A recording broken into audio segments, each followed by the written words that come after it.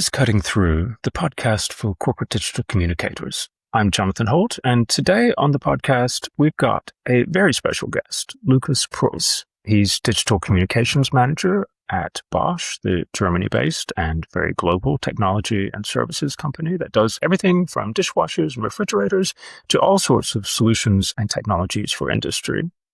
Bosch is currently joint number one in the Corporate Digital Communications Index, alongside food and beverage company Nestlé, who we heard from a couple of episodes back.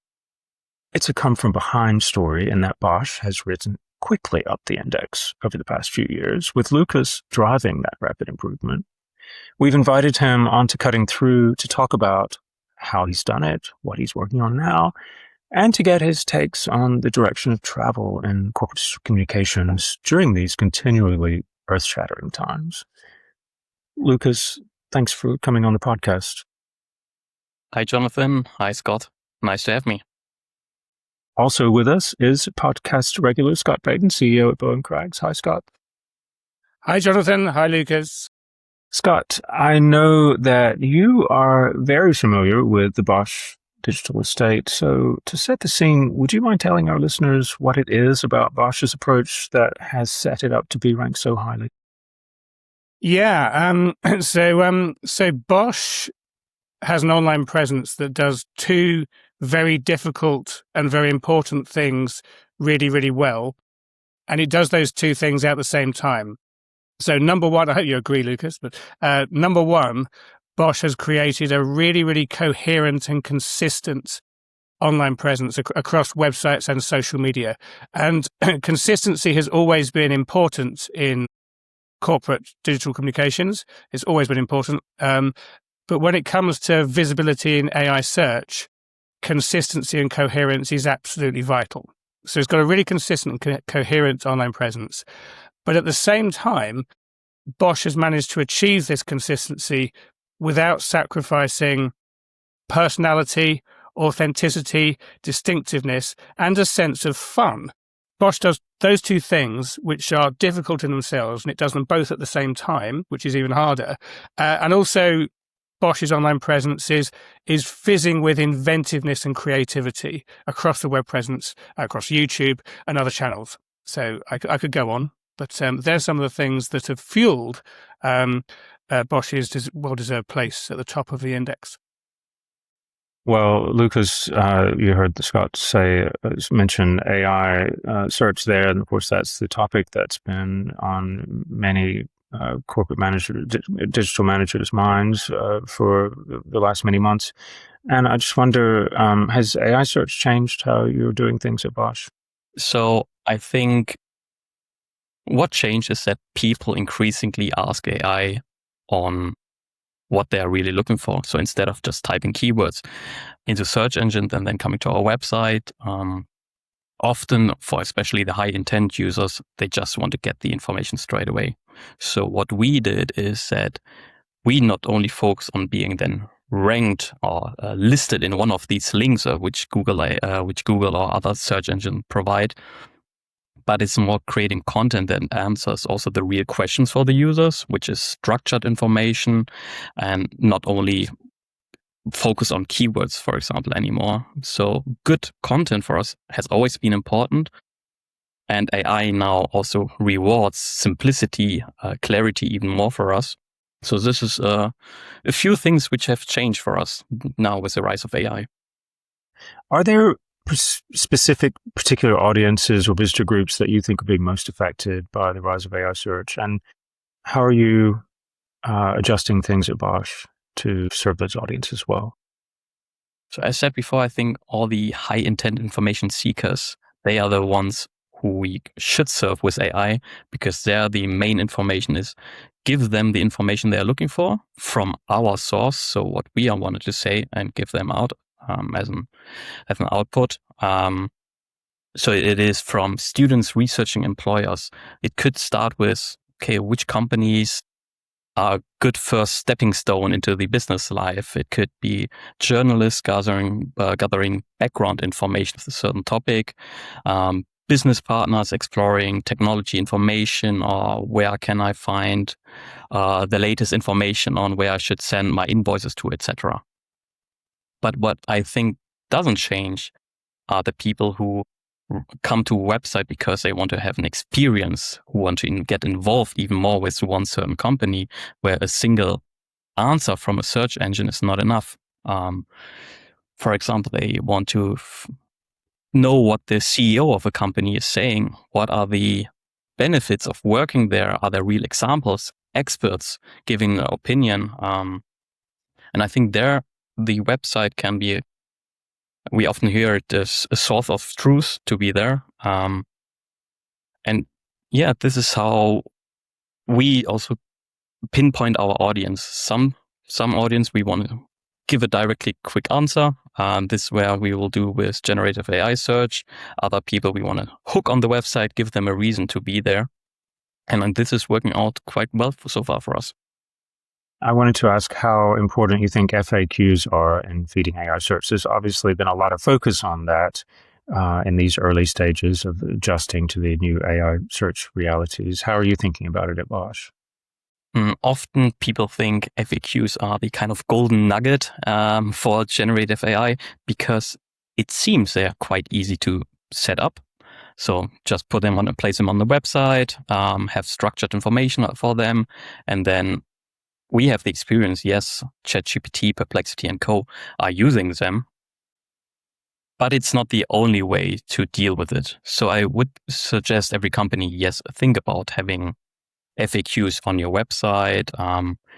There could be FAQs on a certain topic, but also you have to think about the overall company-wide FAQ list.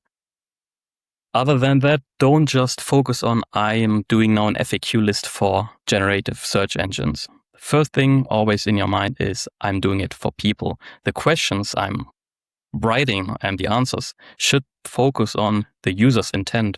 So ask the question that users really enter. And this is quite often difficult because often in companies you have these kind of feeling,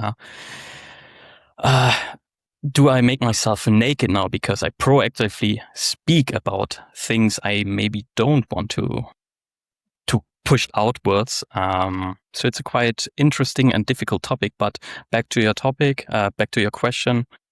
Yes, I would suggest every company think about at least FAQs on your website. It's kind of low effort in this current age, and so far it helps a lot, but it's not the only thing.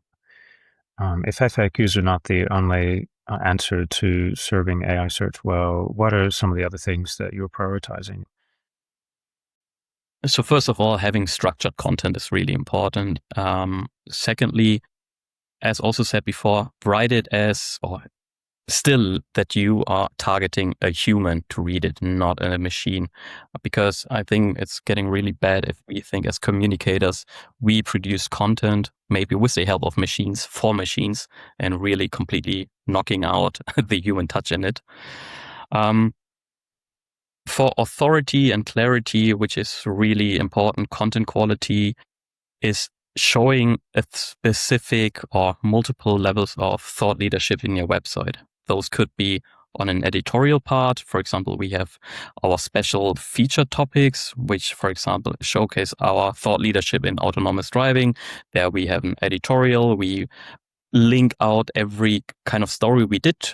We have experts talking, which also brings me then to the third or fourth point already.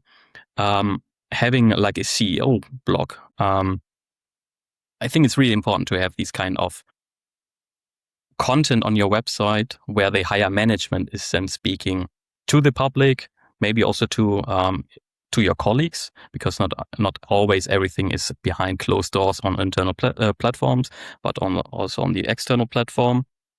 So yeah, everything which helps with content quality, authority, brand visibility really helps in the age of generative AI. When you were talking, Lukas, about an immersive experience, for you want to get people on the hook and give them an experience, I guess, above and beyond what they might get from the AI search answer.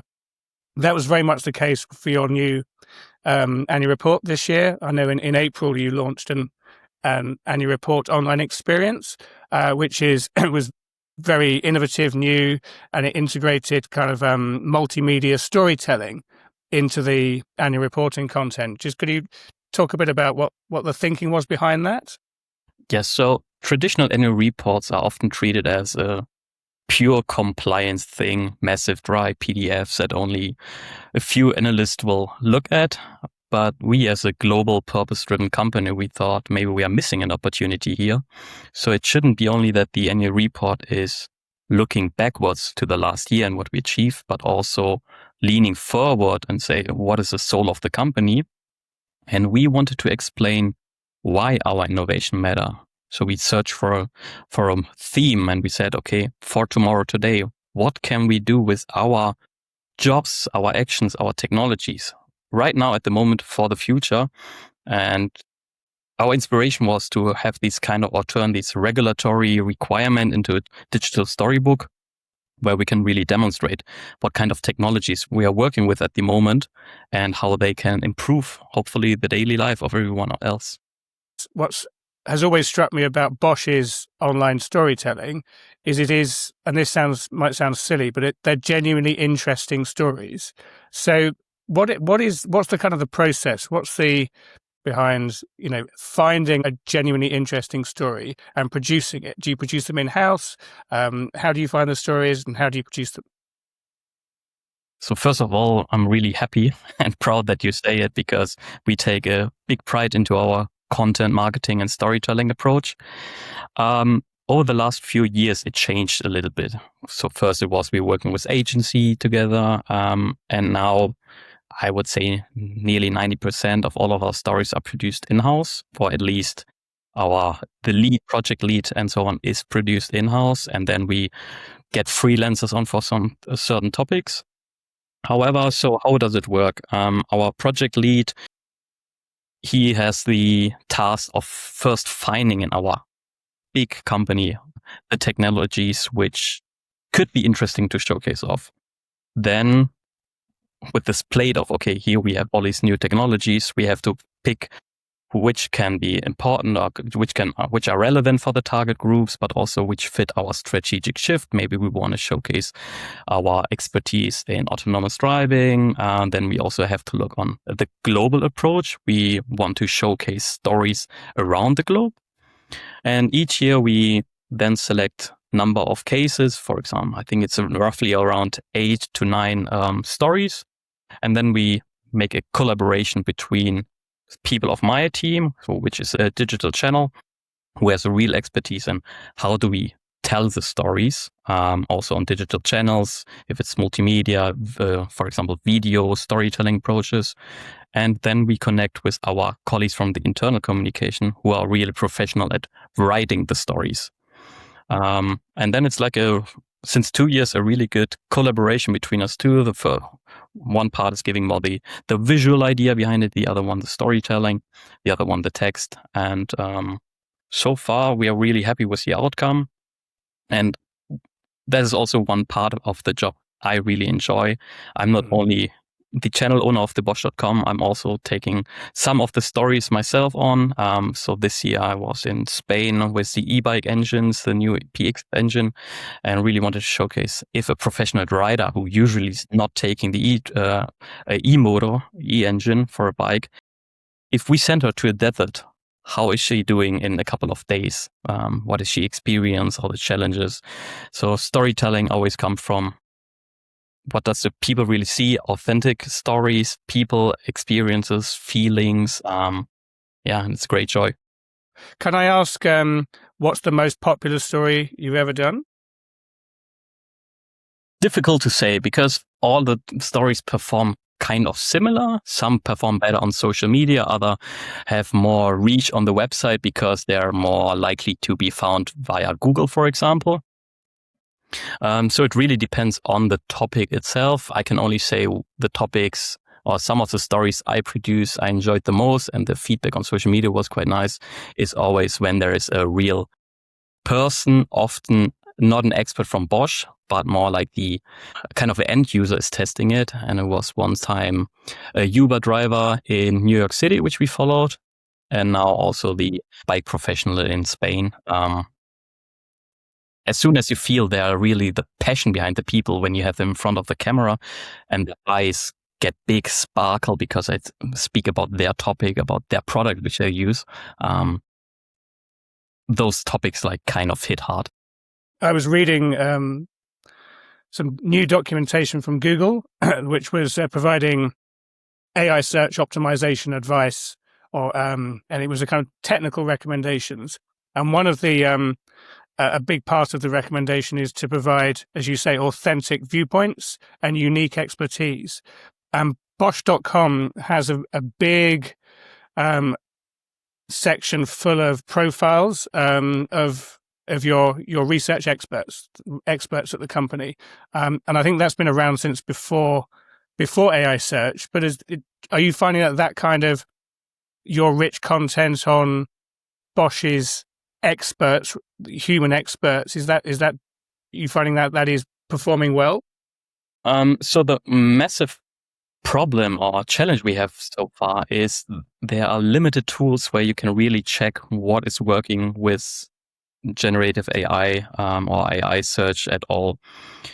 It can't really, or it's definitely not a problem to have these kind of things, but it was because it was already quite nested into our research section of the website and then the profiles.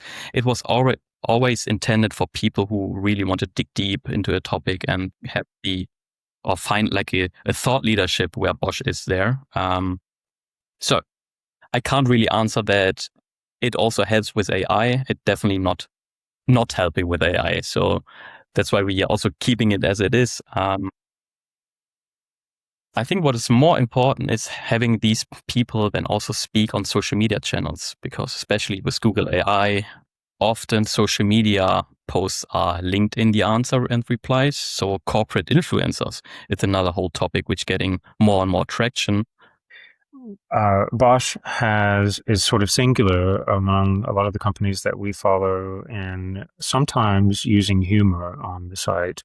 I think that's often tied to marketing campaigns, and maybe sort of marketing agencies are perhaps more just sort of naturally gifted in that, or more daring in that sphere than most corporate communicators.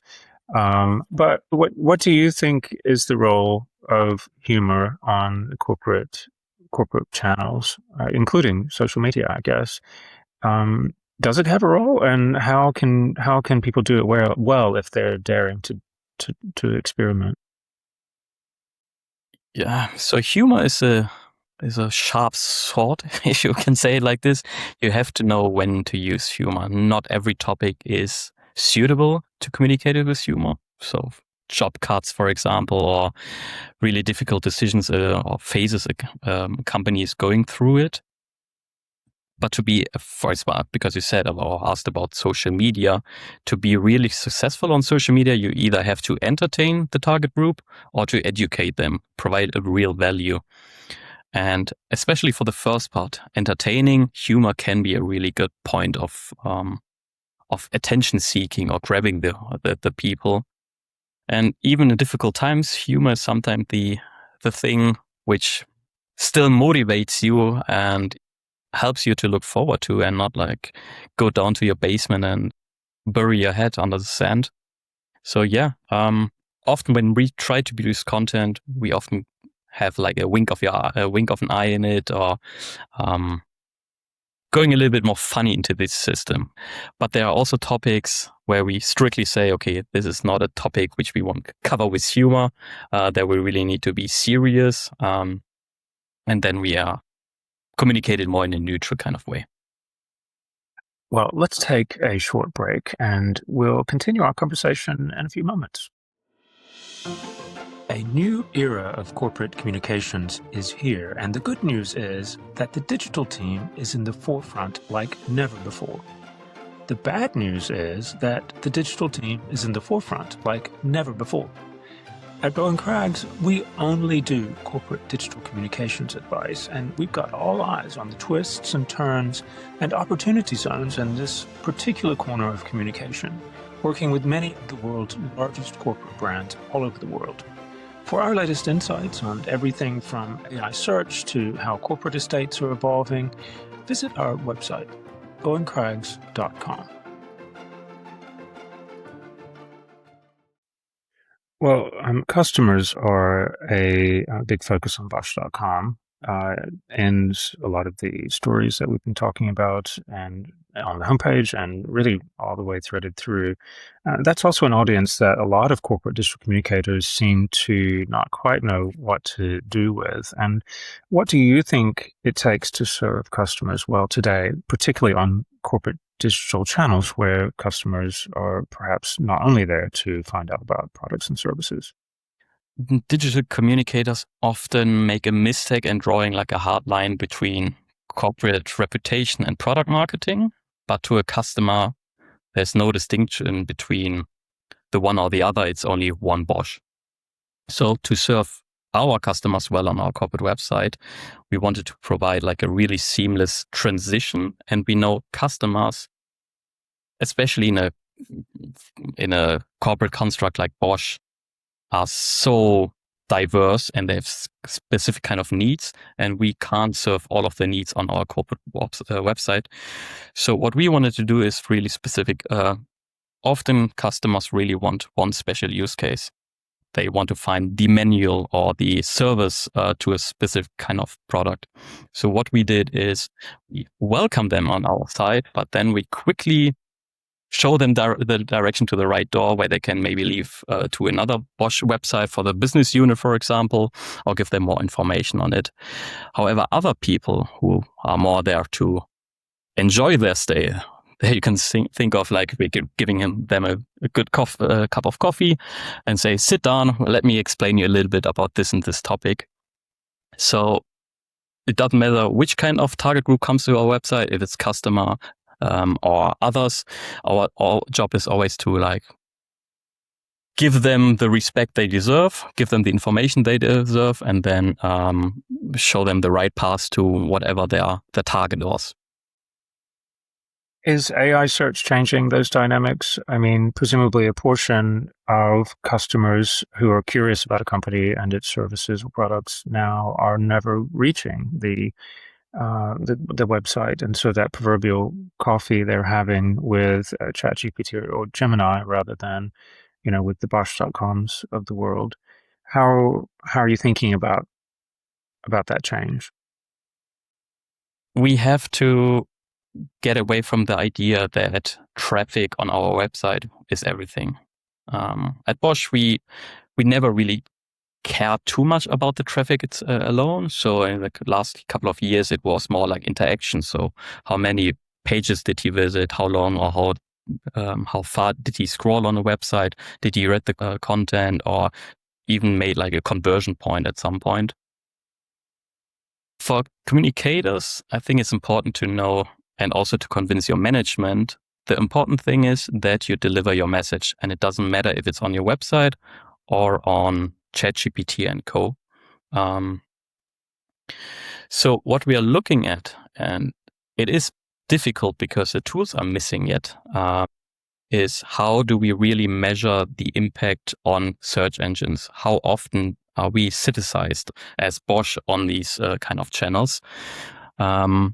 And we are looking at different kind of option here. Just to name a few, it's like profound, but it's really difficult because you have to think. The answer could be different when another user from a different machine is using it. If he's in a different country, or even if he asks the engines, AI engines, different kind of stuff beforehand, because the engines also learn you as a profile and what you would like to have as an answer. So it's a really complex field here, and I think this is also something in the future we have to look forward to.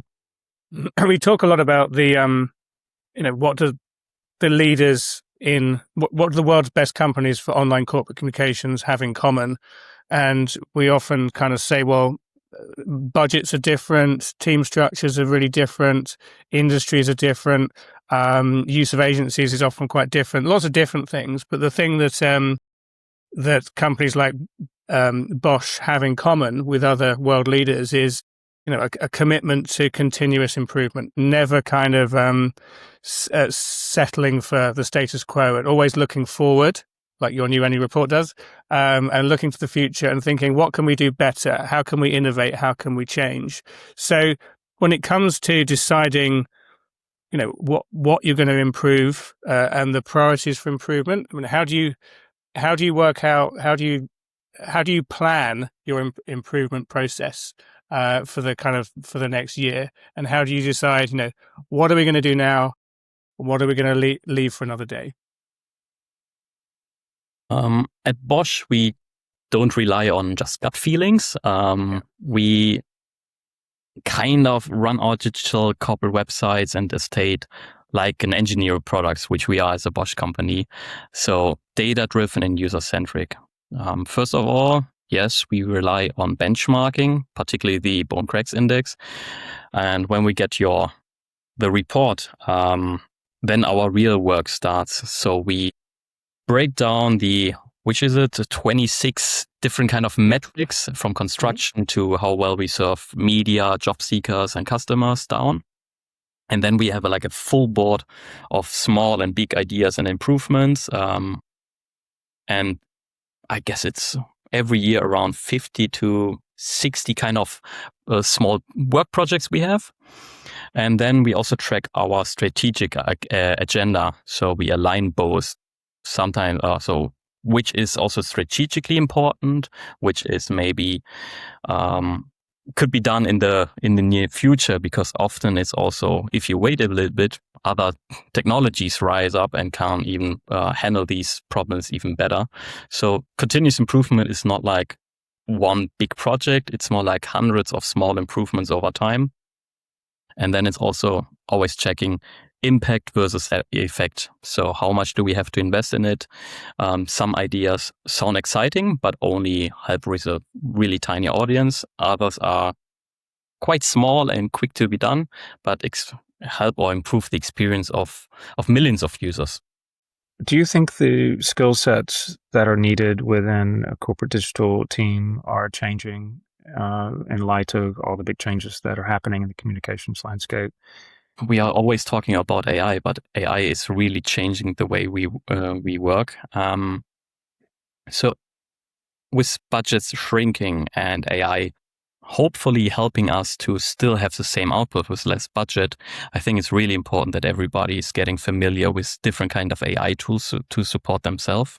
So the job of the future communication department will not only be to steer agencies, but to steer agents, to have agents that do the work for you, and you come in as the judgment, the human touch. And I think the job will be even difficult and more to do, because we have maybe less people do the job.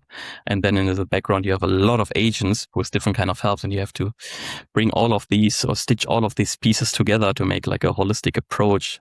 But our biggest challenge is that we don't define our profession just by the tools we use, because as soon as we do it, people will ask the question, do we really need communicators in the future?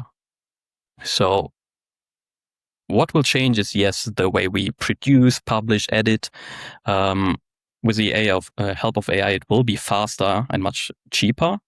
But a corporate website isn't just valuable because it's full of text, or social media channels because they post every day. It is more that we as communicators help organizations to build trust, explain decisions, be close to the management to say, or help them to give an idea what the outside world really thinks about us as a company, engage with stakeholders, and protect our reputation. So this is a challenge we really have to do. So on the skill set, yes, we all have to know how to work efficiently with AI, but also position ourselves to still make a good value for the company. Bosch is very good at imagining the future in storytelling and multimedia. There are stories on Bosch.com right now, which kind of paint a picture of how technology is going to change the future. So what do you think, if you can hazard a guess, that corporate digital communications and specifically the corporate website might look like 5 years from now? Will it be radically different? So on the front end, I would say 98% of all websites will still look like today if you think about the whole World Wide Web. We have to think that we are the front runner here in these kind of discipline.